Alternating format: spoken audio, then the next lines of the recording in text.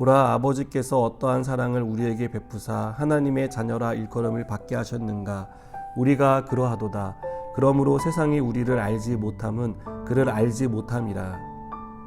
사랑하는 자들아, 우리가 지금은 하나님의 자녀라. 장래에 어떻게 될지는 아직 나타나지 아니하였으나 그가 나타나시면 우리가 그와 같을 줄을 아는 것은 그의 참 모습 그대로 볼 것이기 때문이니, 주를 향하여 이 소망을 가진 자마다 그의 깨끗하심과 같이 자기를 깨끗하게 하느니라. 죄를 짓는 자마다 불법을 행하나니 죄는 불법이라. 그가 우리 죄를 없애려고 나타나신 것을 너희가 아나니 그에게는 죄가 없느니라. 그 안에 거하는 자마다 범죄하지 아니하나니 범죄하는 자마다 그를 보지도 못하였고 그를 알지도 못하였느니라. 자녀들아, 아무도 너희를 미혹하지 못하게 하라. 의를 행하는 자는 그의 의로우심과 같이 의롭고, 죄를 짓는 자는 마귀에게 속하나니 마귀는 처음부터 범죄함이라. 하나님의 아들이 나타나신 것은 마귀의 일을 멸하려 하심이라. 하나님께로부터 난 자마다 죄를 짓지 아니하나니 이는 하나님의 씨가 그의 속에 거하며 그도 범죄하지 못하는 것은 하나님께로부터 났음이라. 이러므로 하나님의 자녀들과 마귀의 자녀들이 드러나나니 무릇 의를 행하지 아니하는 자나 또는 그 형제를 사랑하지 아니하는 자는 하나님께 속하지 아니하니라. 아멘. 성경은 우리를 하나님의 자녀라고 말합니다. 우리 아버지가 천지를 창조하신 하나님이라는 것입니다. 지구를 비롯해 온 우주를 창조하신 분이 우리 아버지이십니다. 그런데요, 우리는 이런 사실을 종종 있습니다. 우리 아버지가 얼마나 대단한 분인지 모르고 살아갈 때가 순간순간마다 얼마나 많은지 모릅니다. 마태복음 6장 30절에는 하나님이 자녀인 우리를 어떻게 생각하시는지를 말씀하시는데요. 오늘 있다가 내일 아궁이에 던져지는 들풀도 하나님이 이렇게 입히시거든 하물며 너희일까 보냐 믿음이 작은 자들아 라고 말씀합니다.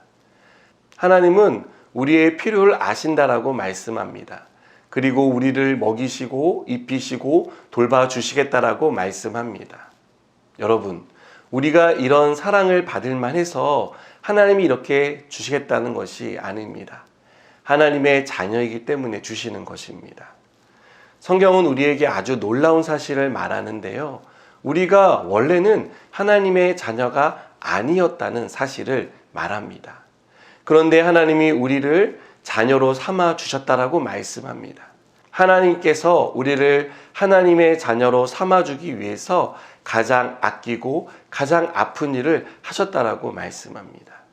그것은 하나뿐인 아들을 십자가에서 죽게 하신 일입니다. 요한도 1절에서 보라, 아버지께서 어떠한 사랑을 우리에게 베푸사 하나님의 자녀라 일컬음을 받게 하셨는가 라고 말합니다. 우리가 받은 하나님의 사랑은 값으로 매길 수 없습니다. 이 세상의 어떤 사랑과도 비교할 수 없습니다. 그렇기 때문에 우리는 나는 하나님의 자녀입니다 라고 말할 때 우리는 하나님의 다음 없는 사랑을 받은 사람이라는 사실을 기억해야 합니다. 여러분, 살면서 어려움이 있을 수 있습니다. 힘든 일을 만나기도 합니다. 예상하지 못한 문제로 낙심이 찾아오기도 합니다. 그러나 우리가 이 모든 상황과 환경 속에서 나는 하나님의 사랑과 은혜를 입은 하나님의 자녀라는 사실을 기억하시기 바랍니다. 그것을 기억하는 사람은 이 모든 어려움을 헤쳐나갈 힘을 얻습니다. 그것은 우리 아버지 되시는 하나님이 그렇게 할 수 있도록 우리에게 힘을 주시기 때문입니다. 여러분, 우리가 하나님의 자녀라는 사실은 우리로 하여금 하나님의 자녀다운 삶을 살도록 이끄는데요. 하나님이 자녀다운 삶이란 3절을 보니까 주를 향하여 이 소망을 가진 자마다 그의 깨끗하심과 같이 자기를 깨끗하게 하느니라 라고 말합니다. 요한은 하나님의 자녀다운 삶은 깨끗한 삶이라고 말하고 있습니다. 즉, 성결하게 사는 삶을 가리킵니다. 성결하게 산다는 것은요, 죄를 짓지 않는 것입니다. 죄는 한순간도 쉬지 않고 계속 우리를 유혹하고 공격해 옵니다. 요한은 이렇게 죄의 공격 앞에 있는 우리에게 그의 깨끗하심과 같이 자기를 깨끗하게 해야 한다라고 말합니다. 하나님의 자녀는 성결을 완성한 사람이 아니라 성결해지기 위해 죄와 피 흘리기까지 싸우는 사람입니다. 여러분, 왜 우리가 이렇게까지 죄와 싸워야 할까요? 이렇게까지 성결을 지켜야 할까요?